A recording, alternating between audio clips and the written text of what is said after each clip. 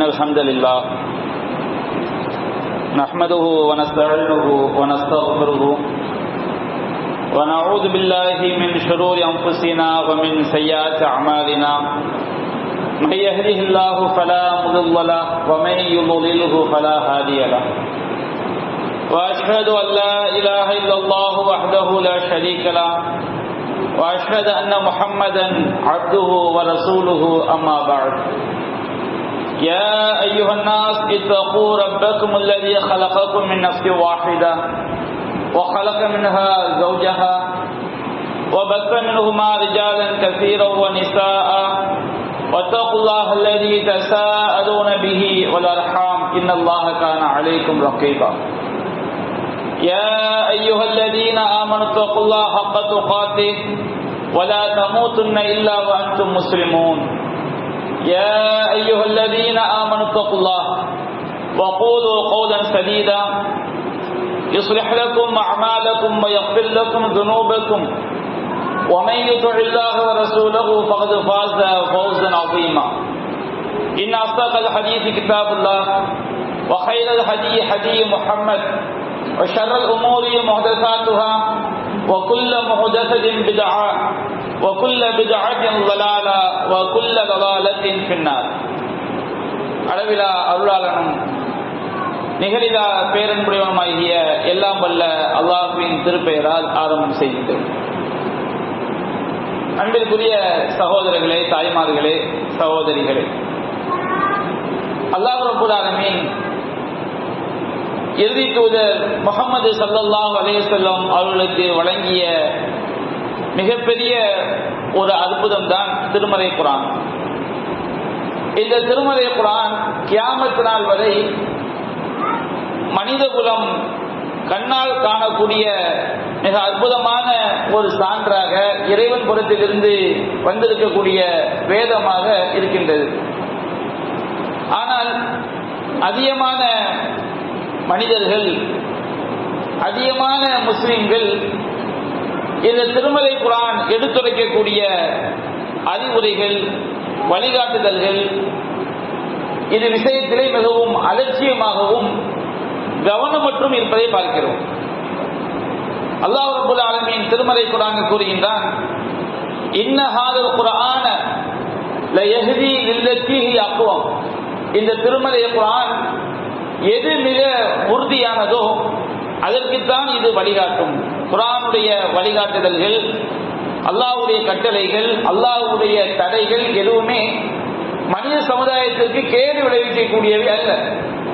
மனித சமுதாயமாகிய நாம் இவ்வுலகில் நிம்மதியாக வாழ வேண்டும், மறுமையிலும் வெற்றி பெற வேண்டும் என்பதற்குரிய மிக அழகிய உபதேசங்களையும் வழிகாட்டுதல்களையும் எடுத்துரைக்கக்கூடியதுதான் திருமறை குர்ஆன்.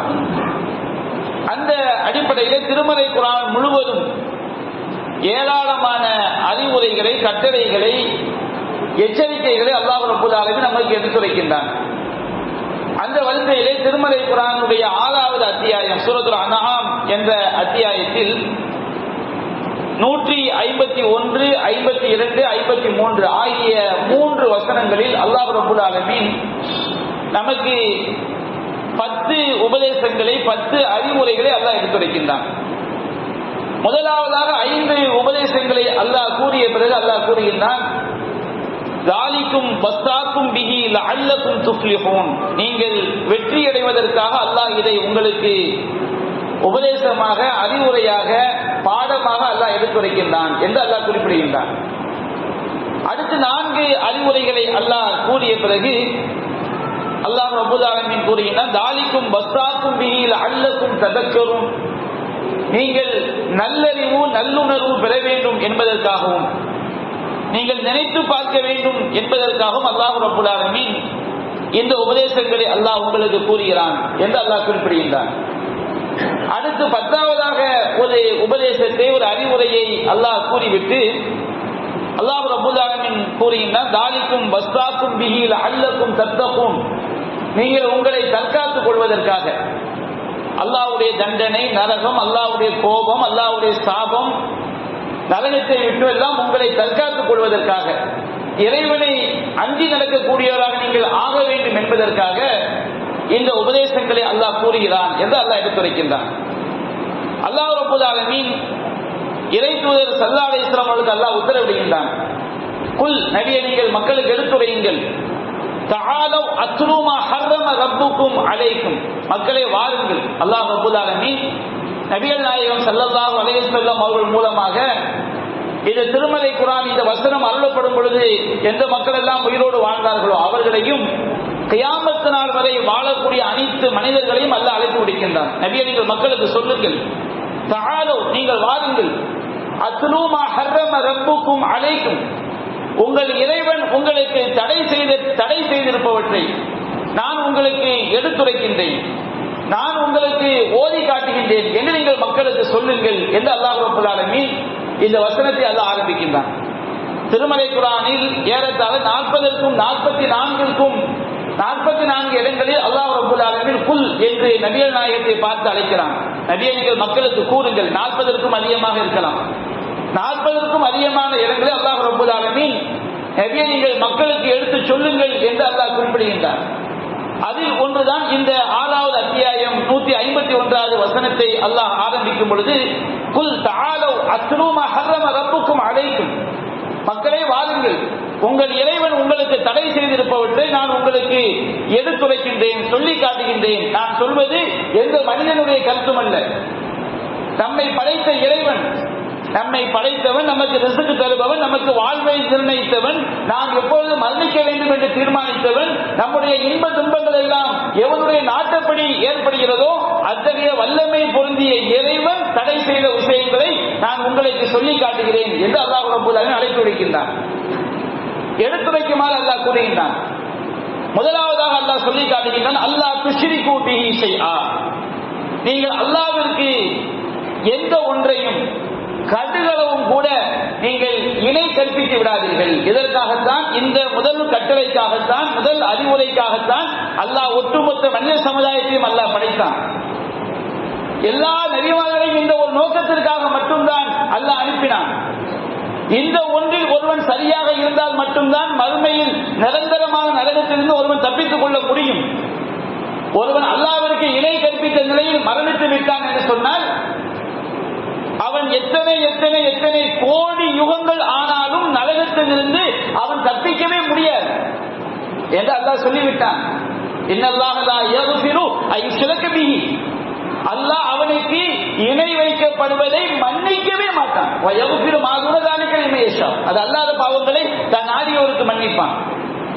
நபிகள் நாயகம் ஸல்லல்லாஹு அலைஹி வஸல்லம் அவர்களிடம் நபி தோழர் கேட்டார், அல்லாஹ்வின் தூதரே, ஐயு தம்பில் ஆகும் மிக பயங்கரமான, மிக கொடூரமான, மிகப்பெரிய பாவம் எது என்று கேட்கும் பொழுது நபிகள் நாயகம் சொன்னார்கள், அன் தஜஅல லில்லாஹி நித்தன் வ ஹலகக், அல்லாஹ் உன்னை படைத்திருக்கக்கூடிய நிலையில், அல்லாஹ் தான் உன்னுடைய எஜமானனாக, உன்னுடைய ரப்பாக இருக்கக்கூடிய நிலையில் நீ அவனுக்கு இணைகளை ஏற்படுத்துகிறாய் அல்லவா, இதுதான் மிக பயங்கரமான பாவம் என்று நபிகள் நாயகம் ஸல்லல்லாஹு அலைஹி வஸல்லம் சொன்னார்கள். மற்ற நபிமொழியிலே பார்க்கிறோம், முஆத் ரலியல்லாஹு அன்ஹு அவர்களிடம் அல்லாஹ் தூதர் கேட்டார்கள், முஆதே, மனிதர்கள் அல்லாஹ்வுக்கு செய்ய வேண்டிய கடமை என்னவென்று தெரியுமா? மனிதர்கள் அந்த கடமையை நிறைவேற்றிவிட்டால் அல்லாஹ் மனிதர்களுக்கு செய்ய வேண்டிய கடமை என்னவென்று தெரியுமா என்று கேட்கிறார்கள். அல்லாஹ்வுக்கு யாரும் கடமையாக்க முடியாது, அவன் தனக்குத்தானே விதியாக்கி கொண்டான். அவன் நபிகள் அந்த முஆத் ரலியல்லாஹு அன்ஹு சொன்னா, அல்லாஹ்வும் அல்லாஹ்வுடைய தூதருமே அறிந்தவர்கள். அவன் நபிகள் சொன்னார்கள், ஹக்குல்லாஹி அலல் இபாத் ஐ யஅபுதுஹு வலா யுஷ்ரிகு பிஹி ஷைஆ, அடியார்கள் அல்லாஹ்வுக்கு செய்ய வேண்டிய கடமை அவனுக்கு கடுகளவு கூட, அணு அளவு கூட இணை வைத்து விடாமல் அவனை வணங்க வேண்டும். இதை ஒரு அடியான் செய்துவிட்டால் அல்லாஹ் தனக்குத்தானே எதை கடமையாக்கி கொண்டான், விதியாக்கி கொண்டான்? ஹக்குல் இபாத் அலல்லாஹ் அல்லா யுஅஸிப மன் லா யுஷ்ரிகு பிஹி ஷைஆ, அல்லாஹ்விற்கு எந்த ஒன்றையும் இணை வைக்காமல் மரணித்தானே அவனை தண்டிக்காமல் இருப்பது அல்லாஹ்விற்கு கடமை. அல்லாஹ் ரப்பல் ஆலமீன் அவ்வளவு முக்கியமான ஒரு கடமையாக அல்லாஹ் முதலாவது கட்டளையை கூறுகின்றான், அல்லாஹ் துஷ்ரிகு பிஹி ஷைஆ, அல்லாஹ்விற்கு எந்த ஒன்றையும் இணை வைத்து விடாதீர்கள். ஒரு மூமின் தர்காக்களிலே சென்று கையேந்தக்கூடியவனாக, அங்கே சென்று சஜ்தா செய்யக்கூடியவனாக, இறைவன் அல்லாதவர்களுக்கு அறுத்து பலியிடக்கூடியவனாக, தன்னுடைய வீடுகளில் ஆபத்து நீங்குவதற்காக இறைவன் அல்லாத பொருட்கள் மீது நம்பிக்கை வைத்து ஏதேனும் ஒன்றை தொங்கவிடக்கூடியவனாக, தன்னுடைய உடலில் தாயத்து போன்ற அம்சங்களை தொங்கவிடக்கூடியவனாக, ஜோசியம் பார்க்கக்கூடியவனாக, சூனியத்தை நம்பக்கூடியவனாக ஒருபோதும் ஒரு மூமின் இருக்க முடியாது. இருந்தால் அவன் மூமின் அல்ல. அதைத்தான் அல்லாஹ் முதலாவது விஷயமா சொல்லி காட்டுகின்றான். மக்களுக்கு சொல்லுது, அல்லாஹ் தடை செய்த முதலாவது விஷயம், எந்த ஒன்றுக்காகவும் எதற்காகவும் இந்த விஷயத்தில் நாம் காம்ப்ரமைஸ் செய்து கொண்டால், நாம் இணை வைக்கிற விஷயத்தில் இறங்கி போனால் அல்லாஹ்வுக்கு ஒன்று நட்டமில்லை, நமக்குத்தான் நமக்கு நாமே மிகப்பெரிய பேரழிவை, மிகப்பெரிய நஷ்டத்தை, மிகப்பெரிய அதாபை நாம் விலைக்கு வாங்கிக் கொள்கிறோம். இது அவ்வளவு மிக முக்கியமான கட்டளை. இரண்டாவதாக அல்லாஹ் கூறுகின்றான், வபில் வாலிதைனி இஹ்சானா, உங்கள் பெற்றோர்களுக்கு நீங்கள் உபகாரம் செய்யுங்கள். அல்லாஹ் ரப்பல் ஆலமீன் ஏகத்துவ கொள்கைக்கு அடுத்தபடியாக இந்த மனித சமுதாயத்திற்கு அல்லாஹ் சொல்லி காட்டக்கூடிய மிகப்பெரிய கட்டளை, உங்கள் பெற்றோர்களுக்கு நீங்கள் உபகாரம் செய்யுங்கள். உங்கள் பெற்றெடுத்த தாய் தந்தையர்களுக்கு நீங்கள் நன்மையை செய்யுங்கள் என்று அல்லாஹ் ரப்பல் ஆலமீன் குறிப்பிடுகின்றார். திருமறை குர்ஆனில் ஏராளமான வசனங்கள் அல்லாஹ் இதை வலியுறுத்துகின்றான். வகலா ரப்புக அல்லா தஅபுது இல்லா இய்யாஹு வபில் வாலிதைனி இஹ்சானா, உங்களுடைய இறைவன் அவனை தவிர வேறு யாரையும் வணங்கக்கூடாது என்றும், உங்கள் பெற்றோர்களுக்கு நீங்கள் நல்லுபகாரம் செய்ய வேண்டும் என்றும் உங்களுக்கு விதியாக்கியுள்ளான். அல்லாஹ் பெற்றோருக்கு பணிவிடை செய்யாதவன் அல்லாஹ்விற்கு பணிந்தவனாக ஆக முடியாது. பெற்றோருக்கு உபகாரம் செய்தவன் ஒருபோதும் அல்லாஹ்வுடைய சிறந்த அடிமையாக இருக்க முடியாது. இது அல்லாஹ் விதியாக்கிய விஷயம். அல்லாஹ் ரப்பல் ஆலமீன் திருமறை குர்ஆனில் கூறுகின்றான், உங்கள் இறைவனுக்கு நீங்கள் எந்த ஒன்றையும் இணையாக்காமல் அவனை வணங்குங்கள். வபில் வாலிதைனி இஹ்சானா, உங்கள் பெற்றோருக்கு உபகாரம் செய்யுங்கள். இம்மா யபுலுகன்ன இன்தகல் கிபல அஹதுஹுமா அவ் கிலாஹுமா ஃபலா தகுல் லஹுமா உஃபின் வலா தன்ஹர்ஹுமா, உங்கள் பெற்றோர்களை இருவரோ, தாயும் தகப்பனுமோ அல்லது ஒருவர் மரணித்து மற்றொருவர் மட்டுமோ வயோதிக பருவத்தை அடைந்துவிட்டால் ஃபலா தகுல் லஹுமா உஃபின், அவர்களை நீங்கள் சீ என்று கூட சொல்லாதீர்கள். வலா தன்ஹர்ஹுமா, அவர்களை நீங்கள் வெறுக்காதீர்கள். வகுல் லஹுமா கௌலன் கரீமா, அவர்களுக்கு நீங்கள் மரியாதையான கண்ணியமான வார்த்தைகளை அந்த இருவருக்கு நீங்கள் கூறுங்கள். வக்ஃபில் லஹுமா ஜனாஹ ذுல்லி மினர் ரஹ்மா, அன்போடு கருணையோடு பாசத்தோடு பணிவு எனும் இலக்கைகளை உங்கள் பெற்றோர்களுக்காக நீங்கள் தாழ்த்துங்கள். வகுர் ரப்பில் ஹம்ஹுமா கமா ரப்பயானி ஸகீரா, இறைவா நான் சிறுபிராயமாக இருக்கும் பொழுது என்னுடைய பெற்றோர் எனக்கு கருணை காட்டியது போல், என் மீது அன்பு காட்டியது போல் நீ அவர்களுக்கு அன்பு காட்டுவாயாக என்று அவர்களுக்காக பிரார்த்தனை செய்யுங்கள் என்று அல்லாஹ் குறிப்பிடுகின்றான். அல்லாஹ் ரப்பல் ஆலமீன் சொல்லக்கூடிய இந்த இரண்டாவது விஷயம் என்பது மிக முக்கியமான ஒரு விஷயம். எல்லாமே அல்லாஹ் எடுத்து வைக்கக்கூடியது நமக்கு மிக முக்கியமான மார்க்கத்துடைய அடிப்படைகளை ஒரு மூமின் எப்படி இருக்க வேண்டும் என்று அல்லாஹ் கூறுகின்றான். நபிகள் நாயகம் ஒரு சஹாபி கேட்டார், அல்லாஹ்வின் தூதரே, ஐயுன் நாஸி பி ஹுஸ்னி ஸஹாபா, என்னுடைய அழகிய தோழமைக்கு அழகிய நட்புக்கு தகுதியானவர் யார்? இதே கேள்வி இந்த செய்தியை நாம் கேள்விப்படுவதற்கு முன்னால் சொன்னால், ஒருவர் சொல்வார் என்னுடைய நண்பர் என்று சொல்வார், ஒருவர் என்னுடைய மாமி என்பார், ஒருவர் என்னுடைய அக்கா என்பார், ஒருவர் என்னுடைய அண்ணன் என்பார், ஒருவர் என்னுடைய யாரையாவது சொல்வோம். நம்முடைய பெற்றோரை நாம் குறிப்பிடுவோமா? நபிகள் நாயகம் கேட்டார்கள், நபிகள் நாயகம் கேள்வி கேட்கப்படுகிறது, பெற்றோர் குறித்து கேட்கப்படவில்லை. இந்த உலகத்திலேயே நாம் மிக நெருங்கிய நட்புக்கு தகுதியானவர் யார் என்ற எண்ணத்தில் அல்லாஹ்வின் தூதர் பெற்றோர் அல்லாத ஒருவரை சொல்வார்கள் என்று நினைத்துக் கொண்டு கேள்வி கேட்கப்படுகிறது. நபிகள் நாயகம் சொன்னார்கள், உம்முக சும்ம உம்முக சும்ம உம்முக, உன்னுடைய தாய், அடுத்தும் உன்னுடைய தாய், அடுத்தும் உன்னுடைய தாய், சும்ம அபூக்க, அடுத்து உன்னுடைய தந்தை, அடுத்துதான் அடுத்தடுத்து உள்ள நெருங்கிய உறவுகள். பெற்றோர்கள் என்பவர்கள் நாம் அழகிய முறையில் நட்பு கொள்வதற்கு, அன்பளிப்புகள் செய்வதற்கு, நம்முடைய பாசத்தை காட்டுவதற்கு, நம்முடைய கவலைகளை பரிமாறிக்கொள்வதற்கு எல்லாவற்றுக்கும் அதிக அதிக தகுதிப்படுத்தவர்கள் பெற்றோர்கள். அது அல்லாஹ் சொன்னார்கள், இந்த உலகத்திலேயே நீ அழகிய முறையில் நட்பு கொள்வதற்கு மிக தகுதியானவர்கள் உன்னுடைய பெற்றோர்கள். இஸ்லாம் அதை நமக்கு மிக அதிகமாக வலியுறுத்துகிறது.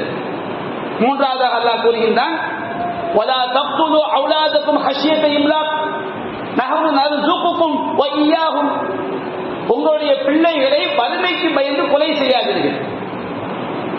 இஸ்லாம் வருவதற்கு முன்னால் ஜாஹிலியா காலத்திலே அரபுகளிடம் இருந்த விஷயம். எனக்கு 4 குழந்தைகள் இருக்கிறது, 5வது ஒன்று பிறந்து விட்டால் அதற்கு எப்படி நான் உணவளிக்க முடியும் என்று நினைத்துக் கொண்டு பிள்ளைகளை கொலை செய்வார்கள். பெண் பிள்ளைகளை இழிவாக கருதி உயிரோடு புதைத்தார்கள். அது ஒரு கேடு கட்ட பழக்கம் என்றால் வறுமைக்கு பயந்து பிள்ளைகளை கொண்டார்கள். இன்னைக்கு நாம புள்ள பிறந்தவனை யாரும் கொல்ல மாட்டோம். புள்ள பிறந்தவனை யாரும் கொலை செய்வது கிடையாது. ஆனால் மக்கா காபிர்கள் எந்த வறுமைக்கு பயந்து பிள்ளைகளை கொண்டார்களோ அதே விஷயத்திற்கு பயந்து கருவிலேயே சமாதி கட்டி விடுகிறோம். மற்ற விஷயங்கள் காரணம் இருக்கும் என்றால் ஒருவன் கருவை கலைப்பதில் நிர்பந்த சூழல், வேறு தாய்க்கு ஏதாவது பாதிப்பு, அது போன்ற சூழல்களில் மார்க்கம் தடையில்லை, மார்க்கம் தடுக்கவில்லை என்று மார்க்க அறிஞர்கள் சொன்னாலும், ஆனால் இன்றைக்கு அதிகமானவருடைய மனநிலை என்ன? எதற்காக அவர்கள் கரு உண்டாகாமல் தற்காத்துக் கொள்ளலாம். அது மார்க்கத்தில் நமக்கு அனுமதிக்கப்பட்டிருக்கிறது. சஹாபாக்கள் நபி தோழர்கள் அறிவிக்கிறார்கள், குன்னா நஅஸிலு வல் குர்ஆன் யன்ஸில். குர்ஆன் அருளப்பட்டிருக்கக்கூடிய காலகட்டத்திலே, நபிகள் நான் உயிரோடு வாழக்கூடிய காலகட்டத்திலேயே நாங்கள் அஸில் செய்து கொள்வோம். அஸில் என்று சொன்னால் கணவன் மனைவி தாம்பத்தியத்தில் ஈடுபடும் பொழுது கணவனுடைய இந்திரியம் மனைவியினுடைய கற்பப்பைக்குள் செல்லாமல் தற்காத்துக் கொள்வது. இன்றைக்கு அதற்கு பல சாதனங்கள் இருக்கிறது. இதை இஸ்லாம் தடுக்கவில்லை. ஆனால் கரு உண்டான பிறகு எப்படி வளர்ப்பது, இதற்காக நாம் சம்பாதிக்க வேண்டுமே, இதற்காக செலவு செய்ய வேண்டுமே என்ற எண்ணத்தில் அல்லாஹ்வின் நம்பிக்கை இல்லாமல் கருவை கலைக்கக்கூடிய அந்த விஷயத்தை பார்க்கிறோம். பிறந்தவுடன் யாரும் தலையை திரும்பி கொண்டது கிடையாது. ஆனால் கருவிலேயே சமாதி கட்டி விடுகிறார்கள். என்ன நோக்கம், என்ன பிரச்சனை அவர்களுக்கு? பொருளாதாரம் தான் பிரச்சனை. அதிகமானவருக்கு அவர்கள் கலைப்பதற்காக பொருளாதாரம் தான் பிரச்சனை. எப்படி வளர்ப்பது, எப்படி உருவாக்குவது, எப்படி படிக்க வைப்பது, அதை மிகப்பெரிய ஒரு சுமையாக நினைக்கிறார்கள். அல்லாஹ் ரப்பல் ஆலமீன் கூறுகிறான், நர்சுக்குக்கும் வையாகும், உங்களுக்கும் அவர்களுக்கும் நாம் தான் உணவளிக்கிறோம். வசம்மின் லாபத்தின் பில்லாமி லா தஹமிலு ரிஸ்கஹா, உலகத்திலே எத்தனையோ ஜீவராசிகள் இருக்கின்றன, அவை தங்களுடைய உணவை சுமந்து கொண்டு திரிவதில்லை. எத்தனை ஜீவராசிகள் உணவை சுமந்து கொண்டு திரிகிறது? பறவைகள் உணவை சுமந்து கொண்டு திரிகிறதா? அல்லாஹ் ரப்பல் ஆலமீன் எல்லா ஜீவராசிகளுக்கும் உணவளிக்கின்றான். ஒரு குழந்தை தாயுடைய வயிற்றில் 42 நாட்களை எட்டும் பொழுதே அல்லாஹ் ரப்பல் ஆலமீன் ஒரு மலக்கை அனுப்பி அது ஆனா பெண்ணா என்பதை தீர்மானிக்கின்றான். அவன் நல்லவனா கெட்டவனா என்பதை தீர்மானிக்கின்றான். அவனுக்கு இந்த உலகத்தில் கிடைக்க வேண்டிய ரிஸ்க் என்ன, அவன் எவ்வளவு சம்பாதிப்பான், அவனுக்கு எவ்வளவு ரிஸ்க் கிடைக்கும் என்று அல்லாஹ் பதிவு செய்து விட்டான். நபியாக சொல்லி காட்டுகிறார்கள். அவன் எப்பொழுது மரணிக்க வேண்டும் என்பதையும் அல்லாஹ் பதிவு செய்து விட்டான். எந்த ஒரு உயிர் உலகத்திற்கு வந்தாலும் அது ரிஸ்க் தீர்மானிக்கப்பட்ட நிலையில் தான் உலகத்திற்கு வருகிறது. எத்தனை பேர் சுனாமியில செத்து போயிட்டாங்க பிள்ளை ஊட்டிகளை விட்டுட்டு, எத்தனை பேர் வெளிநாட்டுக்கு போய் மூத்தாயிரங்க பிள்ளை ஊட்டிகளை விட்டுட்டு, எத்தனை பேர் திடீர்னு இருந்த மாதிரி மூத்தாயிரங்க, அந்த பிள்ளைகள் எல்லாம் செத்தா போனார்கள். அப்ப அல்லாஹ் ரப்பல் ஆலமீன் அல்லாஹ் குழந்தைங்கிற பாக்கியத்தை தந்து விட்டான். நமது வாழ்க்கையில வேறு சில உபாதைகள் நிர்பந்தங்கள் இருக்கலாம், அது அல்லாமல் வறுமை என்ற நோக்கத்திற்காக எப்படி செலவு செய்வது, எப்படி சம்பாதிப்பது என்று பயந்து குழந்தைகளை கொல்லாதீர்கள் என்று அல்லாஹ் தடுக்கின்றான். இது இறைவன் மீது நம்பிக்கையற்ற ஒரு நிலை என்பதையும் அல்லாஹ் எடுத்துரைக்கின்றான். 4வது அல்லாஹ் கூறுகின்றான், வலா தக்ரபுல் ஃபவாஹிஷ மா லஹர மின்ஹா வமா பத்தன், மானக்கேடான காரியங்கள், அசிங்கமான காரியங்களில் வெளிப்படையானவற்றையும் நெருங்காதீர்கள், ரகசியமானவற்றையும் நெருங்காதீர்கள். அல்லாஹ் ரப்பல் ஆலமீன் செய்யாதீர்கள் என்று அல்லாஹ் சொல்லவில்லை, நெருங்காதீர்கள் என்று அல்லாஹ் கூறுகிறான். நெருங்காதீர்கள் என்று சொன்னால் வலா தக்ரபுல் ஸினா, விபச்சாரத்தின் அருகில் கூட நெருங்காது என்று சொன்னால், ஒரு அசிங்கமான இறைவன் தடுத்த ஒன்றை பார்ப்பது சிறு குற்றம் தான். இறைவன் தடுத்த ஒன்றை பேசுவது சிறு குற்றம். இறைவன் தடுத்த ஒன்றை பிடிப்பது சிறு குற்றம். ஆனால் இந்த சிறு குற்றத்தின் பக்கம் நாம் நெருங்கினால் அது நம்மை பெருங்குற்றத்தின் பக்கம் கொண்டு போய் தள்ளிவிடும். சிறு குற்றத்தின் பக்கம் நாம் நெருங்கினால் அது நம்மை பெருங்குற்றத்தின் பக்கம் தள்ளிவிடும். அதனால்தான் அல்லாஹ் ரப்பல் ஆலமீன் வலா தக்ரபுல் ஃபவாஹிஷ், நீங்கள் மானக்கேடான காரியங்களின் பக்கம் நெருங்கி விடாதீர்கள். நம்முடைய உடல்களால் செய்யக்கூடிய மானக்கேடான காரியங்கள் இருக்கிறது. நம்முடைய வார்த்தைகளால் செய்யக்கூடிய மானக்கேடான காரியங்கள் இருக்கிறது. அசிங்கமாக பேசுவது, புறம் பேசுவது, பொய் பேசுவது, அவதூறு பேசுவது, ஹராமானவற்றை பார்ப்பது, இவையெல்லாம் நாம் செய்யக்கூடிய மானக்கேடான காரியங்கள். அதே போன்று அதை உடல் உறுப்புகளால் செய்வது, பிடிப்பது, இது போன்று செய்யக்கூடிய பாவங்களும் இருக்கிறது. அது பகிரங்கமாக இருந்தாலும் தெரிந்து விடாதீர்கள், பகிரங்கமாகவும் அசிங்கமானவற்றை பேசி விடாதீர்கள், அசிங்கமானவற்றை செய்து விடாதீர்கள். ரகசியமாகவும் யாரும் பார்க்கவில்லை, யாரும் நம்மை கண்காணிக்கவில்லை, அல்லாஹ் நாம் இந்த அசிங்கத்தை பார்ப்போம் என்று நெருங்கி விடாதீர்கள். மானக்கேடான காரியம் என்றால் அல்லாஹ் தடுத்த விஷயம் என்றால் மானக்கேடான காரியங்கள் அது வெளிப்படையாகவும் ரகசியமாகவும் அசிங்கத்தின் பக்கம் நெருங்கி விடாதீர்கள்.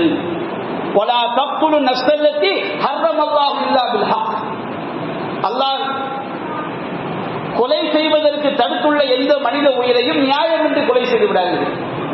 இஸ்லாமிய அரசாங்கமாக இருந்தால் ஒருவன் திருமணமானவன் விபச்சாரம் செய்தால் இஸ்லாமிய அரசாங்கம் அவனுக்கு மரண தண்டனை விதிக்கும், இது நியாயம். ஒருவன் இஸ்லாத்தை விட்டு வெளியேறி குழப்பம் செய்தால் அவனுக்கு இஸ்லாமிய அரசாங்கம் மரண தண்டனை விதிக்கும், அது நியாயம். எதற்கெல்லாம் மரண தண்டனை என்று குர்ஆன் சொன்னால் சொல்லி காட்டுகிறதோ அதுக்கு மரண தண்டனை விதிப்பது நியாயம். அது தவிர வேறு எந்த காரணத்திற்காகவும் நீங்கள் மனித உயிர்களை கொலை செய்து விடாதீர்கள். ஒரு மனித உயிரை கொள்வது அவ்வளவு பயங்கரமான குற்றம். எந்த மனித உயிரை மமன் கத்தல நஃப்ஸன் பிகைரி நஃப்ஸின் ஃபகஅன்னமா கத்தல நாஸ ஜமீஆ, எவன் நியாயமின்றி ஒரு மனித உயிரை கொலை செய்கிறானோ அவன் உலக மக்கள் அனைவரையும் கொன்றவனை போன்றவன். ஃபமன் அஹ்யாஹா, யார் ஒரு உயிரை வாழ வைக்கிறானோ ஃபகஅன்னமா அஹ்யா நாஸ ஜமீஆ, அவன் உலக மக்கள் அனைவரையும் வாழ வைத்தவனை போன்றவன். இல்லைக்கு பாருங்க, அதிகமான கொலைகள் நபியா சொன்னாங்க, கியாமத் நாள் நெருங்கும் போது ஹர்ஜ் அதிகரித்து வரும். அல்லாஹ்வுடைய ஹர்ஜ் என்றால் என்ன? கொலைகள் அதிகரித்து வரும். கொலை செய்தவனுக்கும் எதற்கு கொன்றான் என்று தெரியாது, கொல்லப்பட்டவனுக்கும் எதற்கு செத்தான் என்று தெரியாது. பல்வேறு காரணங்கள், சின்ன சின்ன விஷயங்களுக்கெல்லாம் கொலை. ரெண்டு பேர் பேசிட்டு இருப்பாங்க, கோபம் முத்தி வாக்குவாதமாகி கைகலப்பாகி அதில் இருந்த ஆயுதங்களை எடுத்து ஒருவர் தாக்கிக் கொள்வார்கள். அங்கே ஒருவர் மரணித்து விடுகின்றார். என்னப்பா எதுக்குப்பா கோபம் என்னவென்று பார்த்தால் அங்கே பெரிய விஷயம் எதுவும், தலை போகிற விஷயம் எதுவும் இருக்காது. அது நபிகள் சொன்னார்கள், குத்துச்சண்டையில் அடுத்தவனை வீழ்த்துபவன் வீரன் அல்ல, லைஸ ஷதீது பிஸ்ஸுர்ஆ. குத்துச்சண்டை நடக்கும் போது, மல்யுத்தம் நடக்கும் போது அடுத்தவனை வீழ்த்துபவன் வீரன் அல்ல, நாம் அவனை தான் வீரன் நினைப்போம். இன்னம ஷதீத் யம்லிகு நஃப்ஸஹு இன்தல் கலப், கோபத்தின் போது தன்னுடைய நஃப்ஸை, தன்னுடைய உள்ளத்தை கட்டுப்படுத்திக் கொள்கிறானே அவன்தான் உண்மையான வீரன். எத்தனை குடும்பங்களில் மனைவியை கணவன் கொள்வதற்கு இந்த கோபம் காரணமாகி விடுகிறது. எத்தனை குடும்பங்களில் மனைவி கணவனை கொலை செய்வதற்கு இந்த கோபம் காரணமாகி விடுகிறது.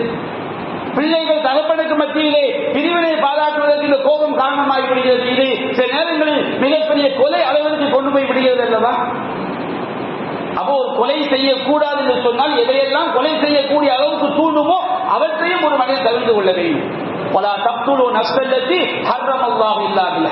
அல்லாஹ் ரப்பல் ஆலமீன் இந்த 5 உபதேசங்களை சொல்லிவிட்டு அல்லாஹ் கூறுகின்றான், நீங்கள் வெற்றி அடைவதற்காக அல்லாஹ் இதை உங்களுக்கு உபதேசிக்கின்றான்.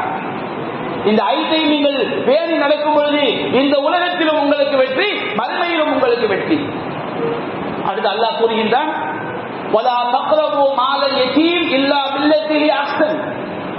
அனாதையுடைய சொத்துக்களை அழகிய முறையில் தவிர நீங்கள் நெருங்காதீர்கள். நம்முடைய அண்ணனோ தம்பியோ இருக்கிறாங்க, அண்ணன் தம்பி மௌத்தாயிட்டான் வச்சுக்கிறீங்க, அவங்களுடைய பிள்ளைகள் பருவ வயதை அடையாமல் இருந்தால், தந்தை ஒரு குழந்தைகள் பருவ வயதை அடைவதற்கு முன்பாக தகப்பன் மரணித்து விட்டால் அந்த பிள்ளைகளுக்கு அனாதை சொல்லப்படும். தாய் மரணித்தால் அனாதை சொல்லப்படாது. அப்போ ஒருவருடைய தகப்பனார், குழந்தைகள் தகப்பனார் மரணித்து விட்டால் நாம் அந்த அனாதையின் சொத்துக்கு பொறுப்பாளராக இருக்கின்றோம். பொறுப்பாளராக இருக்கும் பொழுது அவர்கள் பருவ வயதை அடைந்து, திருமண பருவத்தை அடைந்து, நல்ல நிலையை அடைகிறவரை அந்த சொத்துல கை வைக்கப்படக் கூடாது. எதுக்காண்டி கை வைக்கலாம்? அந்த சொத்துக்களை பெருக்குவதற்காக கை வைக்கலாம். முறையாக நீதிபதிகள், இன்றைக்கு நம்ம இஸ்லாமிய நாடாக தான் முறையாக நீதிபதியை அனுப்பி இந்த அனாதைகளுக்கு இந்த சொத்துக்கள் இருக்கிறது, இதை நான் பன்மடங்காக பெருக்கி கொடுக்கிறேன். இல்லா பில்லத்திஹி அஹ்சன். அஹ்சன் என்று சொன்னால் உபகாரம் செய்வதற்காகவே தவிர அனாதையின் சொத்துக்களை நெருங்காதீர்கள். அவன் வளர்றதுக்கு 10 வருஷம் ஆகும். அவன் சொத்தை நம்ம வியாபாரத்தை போட்டு முடைக்கு நம்ம 2 கோடி சம்பாதிச்சுட்டு வளர்ந்த பிறகு கொடுப்போம். இப்படி செய்தால் அது ஹராம். இன்னல்லதீன யஅகுலூன அம்வாலல் யதாமா இன்னமா யஅகுலூன ஃபீ புத்தூனிஹிம் நாரா. எவர் அனாதைகளின் சொத்துக்களை சாப்பிடுகிறார்களோ அவர்கள் தங்களுடைய வயிறுகளில் நிரப்பிக் கொள்வதெல்லாம் நரக நெருப்பை தான். அவர்கள் மறுமை நாளில் கொழுந்து விட்டெறியும் நெருப்பில் நுழைவார்கள். நம்மை அள்ளித் தொலைக்கக்கூடிய 7 பெரும் பாவங்களில் ஒன்று அக்கிலு மால் யதீம், அனாதைகளுடைய சொத்துக்களை சாப்பிடுவது. தகப்ப மௌத்தாயிட்டாரு, நம்ம தான் பெரிய ஆளு, இவன் வளர்ந்து கேட்கறதுக்குள்ள நம்ம நினைச்சு சாதித்து விடுவோம் என்று அனாதைகளின் சொத்தில் கை வைத்தால் இந்த உலகம் ஓடிடும். 5 10 லட்சமோ கோடியை தின்று முடித்து விடலாம். கபரு குழிக்குள்ள கொண்டு போய் வைத்தவுடன் மறுமையில் அல்லாஹ்வின் முன்னிலையில் இருக்கும் பொழுது என்ன செய்வது? அது மிக பயங்கரமான பாவம். நம்முடைய மறுமையை அழித்துவிடும். இந்த உலகத்திலேயே நம்முடைய செல்வத்தில் உள்ள பரக்கத்தை அழித்துவிடும். அல்லாஹ் ரப்பல் ஆலமீன் மறைமுகமான முறையில் நமக்கு நோய்களை கொடுத்து நமக்கு பரக்கத் இல்லாமல் ஆக்கி விடுவான். அல்லாஹ் ரப்பல் ஆலமீன் கூறுகின்றான், வலா தக்குல் வலா தக்ரபு மால் யதீம் இல்லா பில்லதிஹி அஹ்சன். அனாதையுடைய சொத்துக்களை அவர்களுக்கு உபகாரம் செய்வதற்காகவே தவிர வேறு எதற்காகவும் நெருங்கி விடாது, அழித்து விடாதீர்கள். அவங்க திருமண பருவ வயதை அடைந்து அந்த சொத்துக்களை நிர்வகிப்பதற்குரிய பக்குவத்தை அடைந்து விட்டால் அழகிய முறையில் சொத்துக்களை அவர்களிடம் ஒப்படைக்கின்றவரை கட்டி பாதுகாக்க வேண்டும். இது அல்லாஹ்வுடைய உத்தரவு. 7வதாக அல்லாஹ் கூறுகின்றான், உங்களுடைய அளவையும் நிறுவைகளையும் நியாயமான முறையில் முழுமையாக நிறைவேற்றுங்கள். வியாபாரம் பண்ணும்போது, கடை வச்சிருக்கும் போது எடையிட்டு கொடுக்கின்றோம், துணிகளை அளந்து விற்கின்றோம், எண்ணெய் போன்றவைகளை முகத்த கலவையில் கொடுக்கின்றோம். இதுல நியாயமா நடந்துக்கிறது. சில நேரங்களில் என்னதான் கரெக்டா வச்சாலும் 1 கிராம் 2 கிராம் 5 கிராம் 10 கிராம் வித்தியாசம் வரும். அதனால அல்லாஹ் சொல்லியிருந்தான், லா நுகல்லிஃபு நஃப்ஸன் இல்லா உஸ்ராஹா. எந்த ஒரு ஆத்மாவையும் நாம் வரம்பில் நிர்பந்திக்க மாட்டோம்.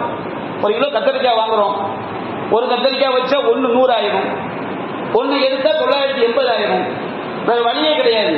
அப்போ ஒரு 20 கிராம் கம்மியா இருக்கட்டும், இதை ஒரு 10 கிராம் கூட வச்சுக்கிடுங்க. இது அவர் சொத்து நம்ம 10 கிராம் கூட எடுப்பதை அல்லாஹ் நம்ம குற்றம் பிடிக்க மாட்டான். அற்பமான விஷயங்கள்ல அது ஒரு 10 கிராம் கம்மியா வாங்குறதுனால அவரே அல்லாஹ் குற்றம் பிடித்து விட மாட்டான். ஆனால் சக்திக்கு உட்பட்ட விஷயங்களில் அளவு நிர்ணயங்களில் சரியாக நடந்து கொள்ளுங்கள். அல்லாஹ் கூறுகின்றார், இந்த அளவு நிர்ணயங்களில் மோசடி செய்வது, கலப்படம் செய்வது, ஏமாற்றுவது இவையெல்லாம் துன்யாவையும் அழித்துவிடும், ஆகிரத்தையும் அழித்துவிடும். வயலுல் முத்தஃபிஃபீன் அல்லாஹ் கூறுகிறான், அளவு நிர்ணயங்களில் மோசடி செய்யக்கூடியவர்களுக்கு நாசம் தான். அல்லதீன இதத்தாது அலன்னாஸ் யஸ்தௌஃபூன், அவர்கள் கொள்முதல் செய்யும் போது, பிற மக்களிடமிருந்து கொள்முதல் செய்யும் போது முழுமையாக நிறைவாக பரிபூர்ணமாக பெற்றுக் கொள்றாங்க. மார்க்கெட்ல போய் கொள்முதல் பண்ணிட்டு வரும்போது ரொம்ப நிறைவா வாங்கிட்டு வந்துடுறாங்க.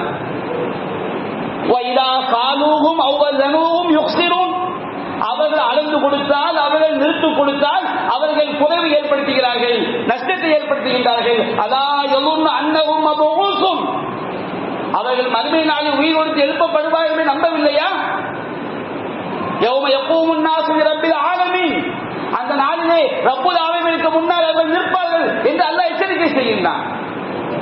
அல்லாஹ்விற்கு இணை வைத்து அளவு நிர்ணயங்களில் மோசடி செய்த காரணத்தினாலேயே பல சமுதாயங்கள் அழிக்கப்பட்டிருக்கிறார்கள். அல்லாஹ் ரப்புல் ஆலமீன் 7வது அறிவுரையாக, 7வது கட்டளையாக அல்லாஹ் கூறுகின்றான், அளவு நிர்ணயங்களில் நீங்கள் சரியாக துல்லியமான முறையில் வியாபாரம் கொடுக்கல் வாங்கல் எதுவாக இருந்தாலும் சரியாக நடந்து கொள்ளுங்கள். நபிகள் நாயகம் சொன்னார்கள், ரஹிமல்லாஹு இம்ரஅன், ஒரு மனிதனுக்காக அருள் செய்யட்டும், அவன் விற்கும் போதும் வாங்கும் போதும் கடன் கொடுக்கல் வாங்கல் செய்யும் போதும் தாராளமாக நடந்து கொள்கிறான். ஒரு பொருளை விற்கும் போது கொஞ்சம் வாங்குறவனுக்கு கூடி போச்சு, பிரச்சனை இல்லை. அதை நம்ம வாங்குறோம், கொஞ்சம் கம்மியாயிடுச்சு, அளவு நிறுவனம் கரெக்டா கொண்டு வர முடியல, தாராளம் இருக்கட்டுக்கு பிரச்சனை இல்லை, தாராளமா அறிந்து கொள்ளக்கூடியவன். ஒரு கடன் கொடுக்கின்றான், கடன் கொடுக்கும் பொழுது 10,000 ரூபாய், நீங்க 9,000 ரூபாய் திருப்பி தந்தா போதும், தாராளமா இருந்தா அவனுக்கு அதை அருள் செய்வான். கடனை திருப்பி கொடுக்கணும், 10,000 ரூபாய் தந்தீங்க, நானா திரும்பி உங்களுக்கு 12,000 தரல, 15,000 சரியில்லை, நீ எனக்கு செய்த உதவிக்காக. காலத்தை வைத்து வேறு நோக்கங்களை அதிகரித்து வாங்கினா வட்டியாகிவிடும்.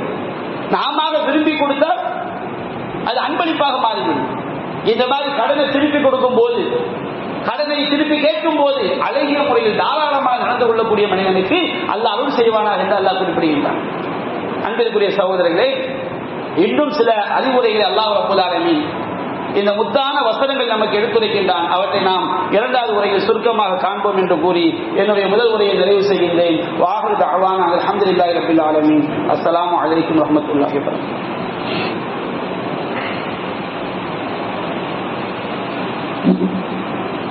அல்ஹம்துலில்லாஹி ரப்பில் ஆலமீன். நஹ்மதுஹு வ நஸ்தஈனுஹு வ நஸ்தக்ஃபிருஹு ونعوذ بالله من شرور أنفسنا ومن سيئات أعمالنا من يهده الله فلا مضل له ومن يضلله فلا هادي له وأشهد أن لا إله إلا الله وحده لا شريك له وأشهد أن محمدا عبده ورسوله أما بعد. அன்பிற்குரிய சகோதரர்களே, அல்லாஹ் ரப்பல் ஆலமீன் எட்டாவது அறிவுரையாக கூறுகின்றான், وَإِذَا قُلْتُمْ فَعِلُوا, நீங்கள் பேசினால் நீதமாக பேசுங்கள். நம்முடைய குடும்பம், நம்முடைய பிள்ளை, நம்முடைய மனைவி, நம்முடைய மொழி, நம்முடைய நாடு, இந்த பார்வை எந்த இடத்திலும் வந்துவிடக் கூடாது. அப்படி வந்தால் அல்லாஹ் போய் மாட்டிக்கொள்வோம். எது நீதியோ எது நேர்மையோ அதைத்தான் பேச வேண்டும். என்னுடைய குடும்பம் என்று வந்துவிட்டால் என்னுடைய குடும்பத்துக்கான அநியாயக்காரனாக இருந்தாலும் அவனுக்கு நான் சப்போர்ட் பண்ணுவேன். இது அழித்து விடும். நீங்கள் நேர்மையாக பேசினால் கூட அல்லாஹ்வுக்காக நேர்மையாக பேசணும். என் குடும்பங்கிறதுக்காக நேர்மையாக பேசக்கூடாது. நேர்மை என்பது எல்லா இடத்திலும் வர வேண்டும். நேற்று ஓசூர்ல, நேற்று நம்ம பார்த்தது, நேற்று எப்ப நினைச்சுன்னு தெரியும், நேற்றாக தான் இருக்கும். நடு ரோட்ல ஒரு வக்கீலை போட்டு கதற வெட்டுகிறார்கள். நடு ரோட்ல எல்லாம் நூற்றுக்கணக்கான மக்கள் சுத்தி நிற்கிறாங்க. இதெல்லாம் எதனால நினைக்கிறீங்க?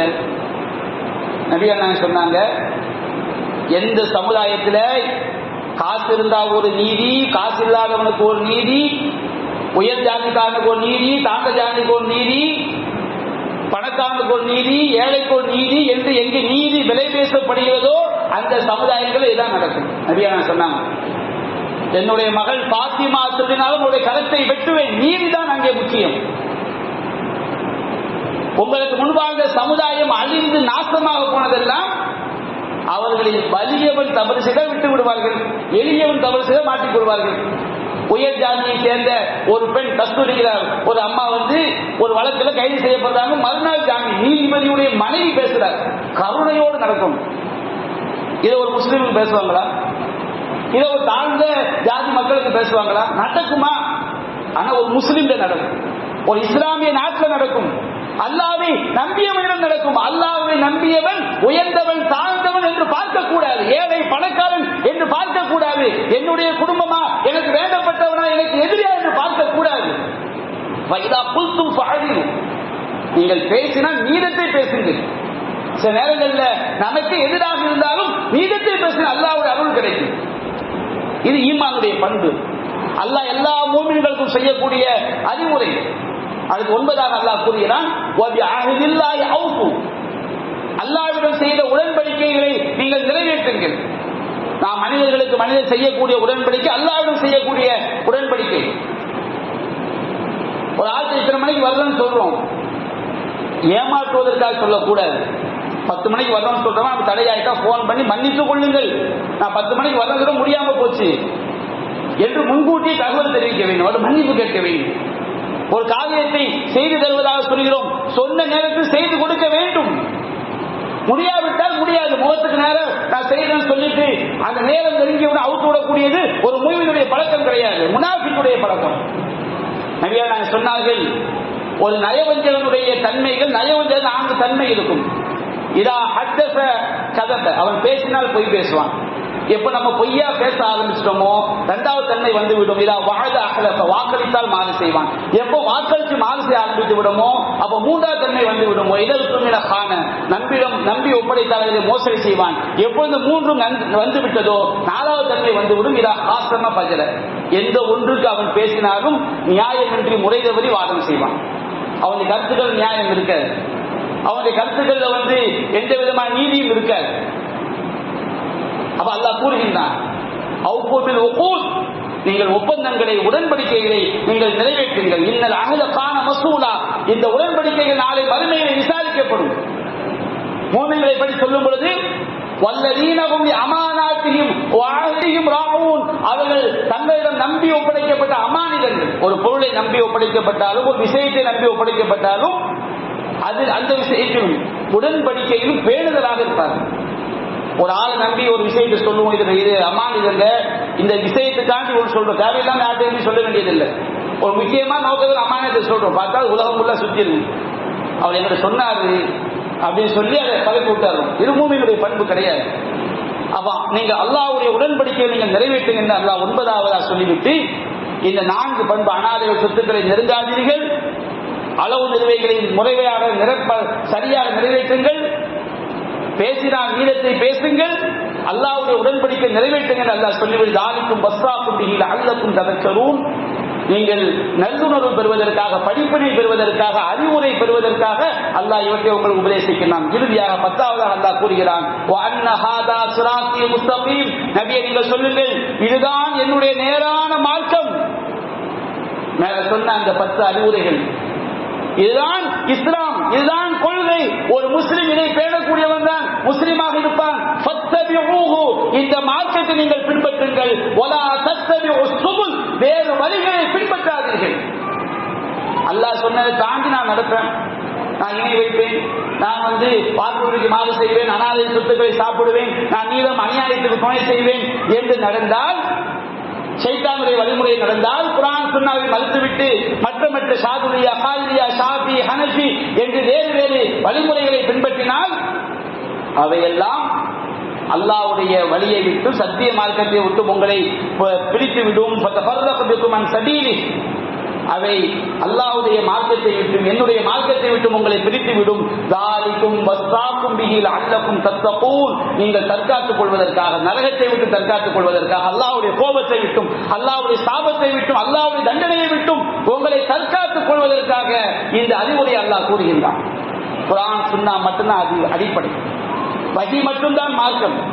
நபியே நீங்கள் மக்களுக்கு சொல்லுங்கள், இத்தபிஊ மா உன்ஸில இலைக்கும் மின் ரப்பிக்கும், உங்கள் இறைவனிடமிருந்து அருளப்பட்டவற்றை நீங்கள் பின்பற்றுங்கள். வலா தத்தபிஊ மின் தூனிஹி அவுலியா, இறைவன் அல்லாதவர்களை பொறுப்பாளர்களாகி நீங்கள் பின்பற்றாதீர்கள். கலீலம் மா ததக்கரும், நீங்கள் குறைவாகவே சிந்திக்கின்றீர்கள் அல்லாஹ் எடுத்துரைக்கின்றான்.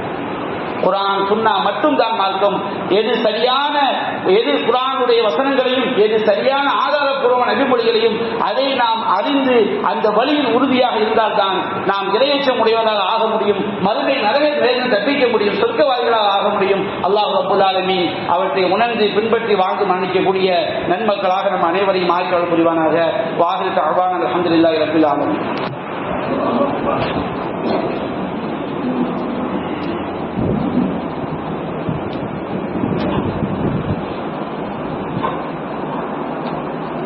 Allah